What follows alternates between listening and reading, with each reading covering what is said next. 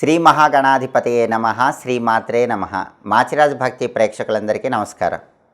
November 11వ తేదీ నుంచి November 20వ తేదీ వరకు ఈ 10 రోజుల్లో మేషాది ద్వాదశ రాశుల వాళ్ళకి రాశి ఫలితాలు ఏ విధంగా ఉండబోతున్నాయో, ఏ గ్రహాలు అనుకూలిస్తున్నాయో, ఏ గ్రహాలు అనుకూలించటం లేదో, అనుకూలించని గ్రహాలు యోగించటానికి ఎలాంటి ప్రత్యేకమైన పరిహారాలు చేసుకోవాలో, అలాగే ఏ దేవీ దేవతల ఆలయ దర్శనం చేసుకోవాలో, ఎలాంటి మంత్రాలు జపించుకోవాలో, ఎలాంటి స్తోత్రాలు వినాలో, ఎలాంటి ద్రవ్యాలు దానం ఇచ్చుకోవాలో, సకల దేవతా స్వరూపమైనటువంటి గోమాతకు ఎలాంటి ఆహారం తినిపించినట్లయితే వ్యతిరేక గ్రహాలు ఇచ్చే వ్యతిరేక ఫలితాలు తొలగిపోయి అనుకూల ఫలితాలు సిద్ధింపజేసుకోవచ్చు.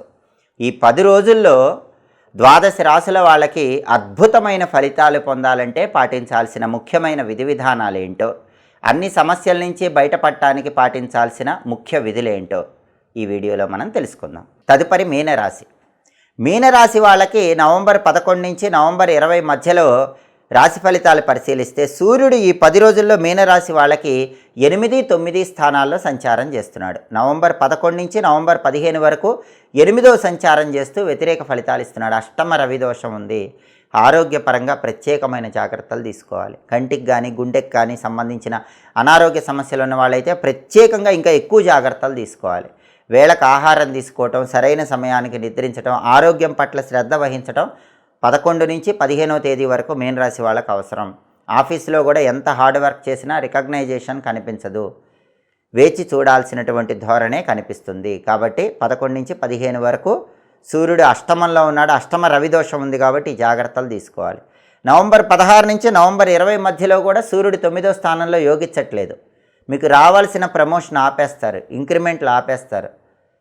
ట్రాన్స్ఫర్ కోసం పెట్టుకుంటే అది డిలే అవుతూ ఉంటుంది. అంటే సూర్యుడి బలము ఈ 10 రోజుల్లో మీనరాశి వాళ్లకు లేదు. కాబట్టి సూర్యుడి బలం పెరగాలంటే ఏం చేయాలి? సూర్యుడి బలం పెరగాలంటే ఆదిత్య హృదయం కానీ సూర్యాష్టకం కానీ ప్రతిరోజు వినండి. అలాగే సూర్యుడికి సంబంధించినటువంటి మిత్ర, రవి, ఖగ, సూర్య, భాను, పూష, హిరణ్యగర్భ, మరీచి, ఆదిత్య, సవిత్రు, అర్క, భాస్కర అనే 12 నామాలు రోజు స్నానం చేసేటప్పుడు చదువుకోండి, లేదా స్నానం చేశాక చదువుకోండి. 12 నామాలు చదవలేకపోయినా ప్రతిరోజు కూడా సూర్యుడికి సంబంధించిన ఓం నమో భగవతే శ్రీ సూర్యాయ నమః అనే మంత్రం ఖచ్చితంగా 12 సార్లు చదువుకోండి. నానబెట్టిన గోధుమలు బెల్లంతో కలిపి ఆవుకు పెట్టండి. కేజీంబావు గోధుమలు ఎర్ర వస్త్రంలో మూట కట్టి బ్రాహ్మణుడికి దానం ఇవ్వండి. అప్పుడు మీనరాశి వాళ్ళకి ఈ 10 రోజుల్లో సూర్యుడి బలం పెరుగుతుంది. ఈ సమస్యల నుంచి బయటపడవచ్చు. అలాగే మీనరాశి వాళ్ళకి బుధుడు కూడా 9వ స్థానంలో వ్యతిరేక ఫలితాలు ఇస్తున్నాడు. అంటే మీనరాశి విద్యార్థులకి కష్టపడితేనే ర్యాంకులు వస్తాయి, కష్టపడకపోతే ర్యాంకులు రావు. బాగా హార్డ్ వర్క్తోనే ఎడ్యుకేషన్లో సక్సెస్ అవ్వగలరు. కొత్త జాబ్ కోసం ఇంటర్వ్యూలకు వెళితే కొత్త జాబ్ రావడం కష్టం. ఉన్న జాబే జాగ్రత్తగా చేసుకుంటూ ఉండాలి. కొత్త జాబ్ కోసం ఇంటర్వ్యూకి వెళితే కనుక కొద్దిగా ఇంటర్వ్యూలో లాస్ట్ రౌండ్లో ఇబ్బందులు ఎదురయ్యే సూచనలు ఈ 10 రోజుల్లో కనిపిస్తున్నాయి. బిజినెస్లో కూడా అప్ అండ్ డౌన్స్ ఉంటాయి. అంత గొప్పగా బిజినెస్ ఉండదు. రావాల్సినంత లాభాలు వ్యాపారంలో మీనరాశి వాళ్ళకి ఈ 10 రోజుల్లో కనిపించవు. బుధుడు వ్యతిరేకంగా ఉన్నాడు కాబట్టి ఈ ఫలితాలు వస్తూ ఉంటాయి. మీనరాశి వాళ్ళకి శుక్రుడు బాగున్నాడు. 8వ ఇంట్లో శుక్రుడు అద్భుతంగా ఉన్నాడు. అంటే విద్యారంగము, ఉద్యోగ రంగము, వ్యాపార రంగంలో ఎన్ని వ్యతిరేక ఫలితాలు ఉన్నా 8వ ఇంట్లో శుక్రుడి వల్ల ధనప్రాప్తి యోగం మాత్రం ఉంటుంది. ధనానికైతే లోటు ఉండదు, డబ్బుకు లోటు ఉండదు. అవసరం అనుకుంటే చేతిలో డబ్బులు ఉంటాయి. ఏదో ఒక విధంగా డబ్బు కలిసి వస్తుంది. సినిమా, టీవీ రంగాల్లో మాత్రం కొత్త అవకాశాలు వస్తాయి. వాటిల్లో డబ్బులు బాగా వస్తాయి, పేరు బాగా వస్తుంది. సంగీత, నాట్య రంగాల్లో కొత్త అవకాశాలు వస్తాయి, డబ్బు బాగా వస్తుంది. భార్యాభర్తల మధ్య అన్యోన్యత బ్రహ్మాండంగా ఉంటుంది. అందరినీ ఆకర్షించుకోగలిగినటువంటి శక్తి సామర్థ్యాలు, జనాకర్షణ బ్రహ్మాండంగా ఉంటుంది. 8వ ఇంట్లో శుక్రుడు ఉండటం వల్ల ఈ అనుకూల ఫలితాలు మీనరాశి వాళ్ళు ఈ 10 రోజుల్లో పొందుతారు. అలాగే కుజుడు కూడా 9వ ఇంట్లో వ్యతిరేక ఫలితాలు ఇస్తున్నాడు. భాగ్యంలో కుజుడు వ్యతిరేక ఫలితాలు ఇస్తున్నప్పుడు రియల్ ఎస్టేట్ డల్గా ఉంటుంది. రియల్ ఎస్టేట్ డీల్ ఓకే అయ్యే టైంలో లాస్ట్ మూమెంట్లో మిస్ అయిపోతూ ఉంటుంది. ప్రాపర్టీ కొందాం అనుకుని అంతా రెడీ చేసుకున్నా లాస్ట్ మూమెంట్లో ఏదో కారణంతో క్యాన్సిల్ అయిపోతుంది. ప్రాపర్టీ అమ్మాలనుకుని అంతా రెడీ చేసుకున్నా రావాల్సిన రేట్ ఇవ్వడంలో ఏదో ఒక డిలే అవుతూ ఉంటుంది. అలాగే బ్యాంక్ లోన్ శాంక్షన్ అవ్వాల్సింది లాస్ట్ మూమెంట్లో ఆగిపోతూ ఉంటుంది. అప్పుల వల్ల ఇబ్బందులు అయ్యే సూచనలు కొద్దిగా అప్పుడప్పుడు ఉంటాయి. అవసరానికి డబ్బులు వస్తే మళ్ళీ అప్పులు అవుతూ ఉంటాయి. సోదరుల వల్ల కూడా కొన్ని సమస్యలు ఉంటాయి. అంటే కుజుడు యోగించటం లేదు. కుజుడు యోగించాలి, బుధుడు యోగించాలి అంటే మీనరాశి వాళ్ళు కొన్ని పరిహారాలు చేసుకోవాలి. భాగ్యంలో ఈ బుధుడిచ్చే వ్యతిరేక ఫలితాల వల్ల విద్యారంగంలో, ఉద్యోగ రంగంలో, వ్యాపార రంగంలో వచ్చే సమస్యలు పోవాలంటే గణపతికి సంబంధించినటువంటి సంకటనాశక గణేష స్తోత్రాన్ని వినాలి. ప్రతిరోజు గణపతికి సంబంధించినటువంటి ఒక ప్రత్యేకమైన మంత్రం ఉంటుంది. ఓం వికటాయ నమః. ఆ మంత్రం 21 సార్లు చదువుకోండి. నానబెట్టిన పెసలు ఆవుకు పెట్టండి. కేజంబావు పెసలు ఆకుపచ్చ వస్త్రంలో మూటగట్టి బ్రాహ్మణుడికి దానం ఇవ్వండి. అప్పుడు భాగ్యంలో బుధుడిచ్చే వ్యతిరేక ఫలితాలు తొలగిపోతాయి.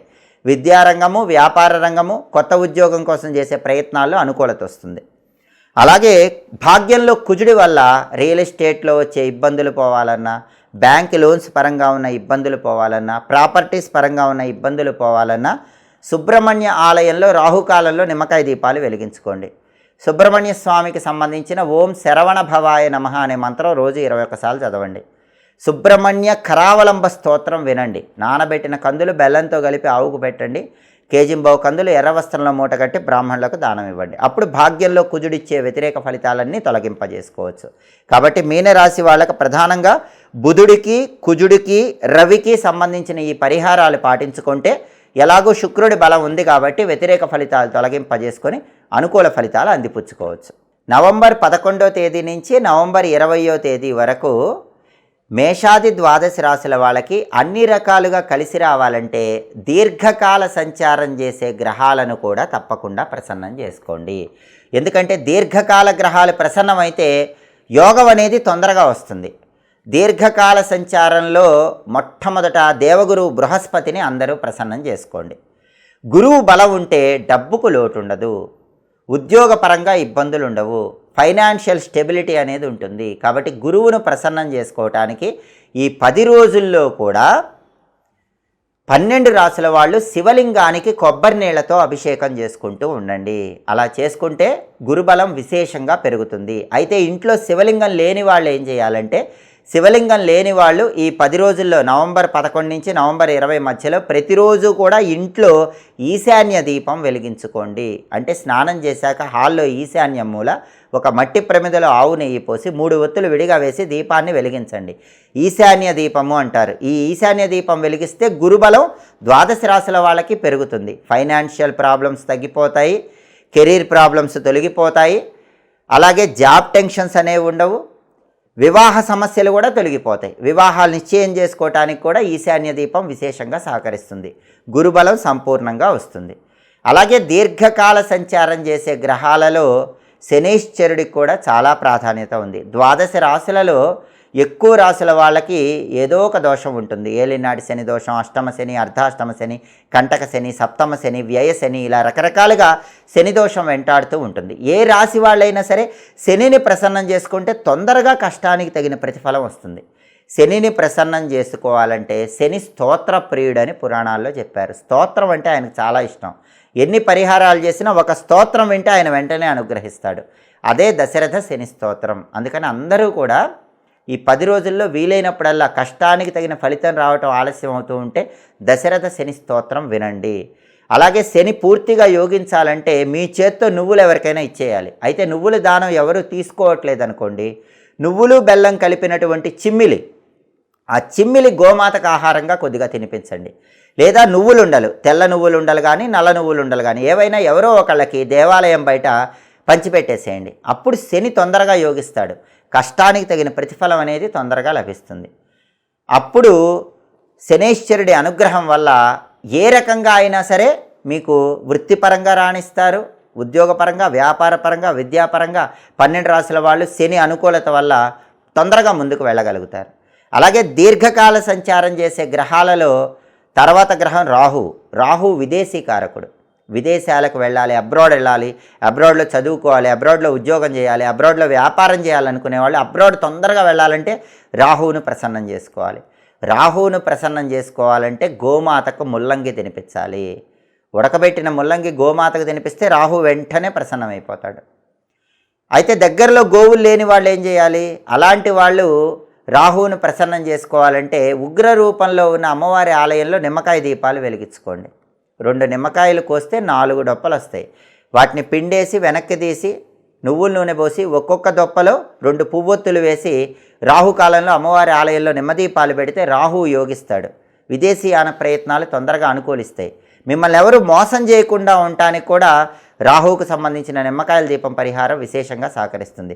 చాలామంది గ్యాంబ్లింగ్ చేస్తూ ఉంటారు. Online trading, share market, speculation, bit coin ఇలా గ్యాంబ్లింగ్ చేస్తూ ఉంటారు. గ్యాంబ్లింగ్లో కూడా మీకు ఎక్కువ ఫేవరబుల్గా ఉండాలంటే రాహుకాలంలో అమ్మవారి ఆలయ ప్రాంగణంలో, ఉగ్ర రూపంలో ఉన్న అమ్మవారి ఆలయ ప్రాంగణంలో నిమ్మదీపాలు పెట్టుకోండి. దేవాలయానికి వెళ్ళలేకపోతే ఇంట్లో మాత్రం నిమ్మదీపాలు పెట్టకూడదు. మీ ఇంటి ఆవరణలో తులసి కోట దగ్గర నిమ్మదీపాలు పెట్టుకోండి. రాహు యోగిస్తాడు, గ్యాంబ్లింగ్లో లాభాలు వస్తాయి, అబ్రాడ్ ఛాన్సెస్ బ్రహ్మాండంగా పెరుగుతాయి. ఇక దీర్ఘకాల సంచార గ్రహాల్లో ఆఖరిది కేతువు బలం లేకపోతే అన్ఎక్స్పెక్టెడ్గా ప్రాబ్లమ్స్ వస్తాయి. ఈ 10 రోజుల్లో 12 రాశుల్లో ఏ రాశి వాళ్ళకైనా అన్ఎక్స్పెక్టెడ్గా హఠాత్తుగా ప్రాబ్లం వస్తే మాత్రం వెంటనే కేతువును ప్రసన్నం చేసుకోండి. కేతువును ప్రసన్నం చేసుకోవాలంటే నానబెట్టిన ఉలవలు గోమాతకు తినిపించాలి, లేదా కేజింబావు ఉలవలు రంగురంగుల వస్త్రంలో కట్టి బ్రాహ్మణుడికి దానం ఇవ్వాలి. అప్పుడు వెంటనే కేతువు ప్రసన్నమవుతాడు. గోమాత దగ్గరలో లేదనుకోండి, కుక్కలకు రొట్టెల ఆహారంగా వేయండి. దానివల్ల కేతువు ప్రసన్నమవుతాడు. కేతువు ప్రభావం కుక్కల మీద ఉంటుంది కాబట్టి కుక్కలకు మనం ఆహారం వేస్తే నవగ్రహాల్లో కేతువు శాంతించి మనకి ఆకస్మికంగా వచ్చినటువంటి సమస్యకు ఒక పరిష్కార మార్గం తెలియజేస్తాడు. అలాగే అనుకోకుండా ఈ 10 రోజుల్లో 12 రాశుల్లో ఎవరికైనా కేతు బలం లేకపోవటం వల్ల హఠాత్తుగా అనారోగ్య సమస్య వచ్చినా, హఠాత్తుగా ఏ సమస్య వచ్చినా వెంటనే ఆ సమస్య నుంచి బయటపడటానికి దగ్గరలో ఉన్నటువంటి గణపతి ఆలయానికి వెళ్ళి గణపతి ఆలయ ప్రాంగణంలో ఉత్తర దిక్కులో 5 ఒత్తుల దీపాన్ని కొబ్బరి నూనెతో వెలిగించుకోండి. వెంటనే కేతువు యోగిస్తాడు, ఇబ్బంది ఉండదు. ఇలా దీర్ఘకాల సంచారం చేసే గ్రహాలైనటువంటి గురువు, శని, రాహువు, కేతువుకు సంబంధించిన ఈ ప్రత్యేకమైన పరిహారాలు చేసుకుంటే ప్రత్యేకమైన సమస్యల నుంచి బయటపడవచ్చు. నవంబర్ 11 నుంచి నవంబర్ 20 మధ్యలో 12 రాశుల వాళ్ళు పూర్తిగా అనుకూల ఫలితాలు సిద్ధింపజేసుకోవచ్చు. ఇవి మేషాది 12 రాశుల వాళ్ళకి ఈ 10 రోజుల్లో ఉండేటటువంటి రాశి ఫలితాలు. ఎప్పటికప్పుడు మీ రాశి ఫలితాలు తెలుసుకోవాలనుకుంటున్నారా? అయితే మాచిరాజ్ భక్తి ఛానల్ తప్పకుండా చూడండి. గ్రహాలు ఏవి యోగిస్తాయి, ఏవి యోగించవు, యోగించని గ్రహాలకు ఎలాంటి పరిహారాలు చేసుకోవాలి, ఇవన్నీ తెలుసుకోవాలంటే మా మాచిరాజ్ భక్తి ఛానల్ తప్పకుండా సబ్స్క్రైబ్ చేసుకోండి. మా వీడియోస్ మీకు నచ్చినట్లయితే మా ఛానల్ లైక్ చేయండి, కామెంట్ చేయండి. మా ఛానల్ వీడియోస్ 10 మంది మిత్రులకు షేర్ చేయండి. మా ఛానల్ సబ్స్క్రైబ్ చేసుకోండి. పక్కన ఉన్న బెల్ సింబల్ నొక్కటం మాత్రం మర్చిపోకండి. సర్వే జనాః సుఖినో భవంతు. స్వస్తి.